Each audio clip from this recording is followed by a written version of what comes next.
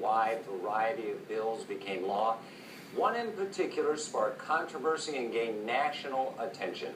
Senate Bill 2681, that's the Religious Freedom Restoration Act, says government cannot put a burden on religious practices. Opponents say it could open the door for businesses to discriminate. The LGBT community descended on Jackson to protest passage of the bill. They say the law could give some the green light to discriminate against people based on religious beliefs. Some states have passed similar laws.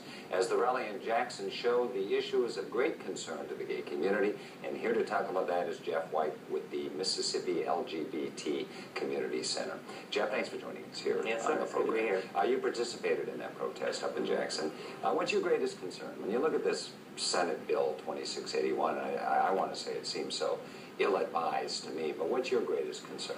My greatest concern is that, as you said, that it would open the door to people possibly being allowed to discriminate against people of the LGBT community as well as other minorities when their religious beliefs aren't necessarily truly being infringed upon, and could open the door to added lawsuits against the state and different things, and it's all just somewhat seems to be a waste of time. Yeah, it seemed unnecessary. Yeah, it just seemed like Mississippi was kind of jumping on, which is sort of the opposite, because it seems like the LGBT cause is gaining momentum in this country. Right now, gaining more and more public support when you look at all the polls.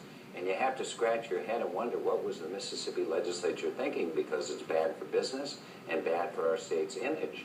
Right. I mean, in my opinion, I would say that they're more worried about the conservative Christian voters and trying to appease them and to maintain their vote, meanwhile ignoring everyone else, which is just going to end up causing later problems for them. I mean, when election time comes. You don't actually envision, as a result of this bill, a restaurant in Brookhaven, Mississippi, just to pick out a name, actually hanging a sign in their window that says, we refuse to serve gays, do you? I certainly hope not, but that wouldn't be... And you would encourage, as I would, anyone to keep walking right past that restaurant. I would just keep going, just not even pay any attention to it. But the thing about this is that this bill specifically only will allow lawsuits to go up against the government. It's only to protect only to keep the government from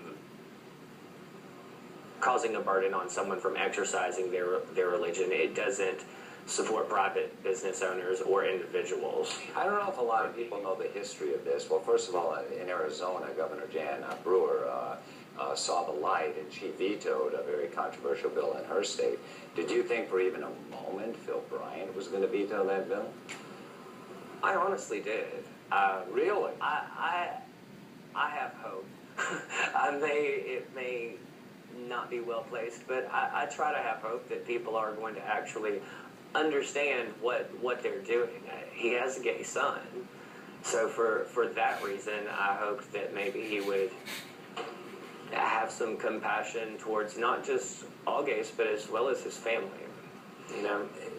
What are some other issues of concern in the LGBT community? And I know marriage equality is probably right at the top of that list. You know, of course, marriage equality is always going to be at the top, but I would say mainly the other things, you know, we don't have workplace discrimination ordinances to keep people from being fired for being gay. We don't have adoption laws, you know.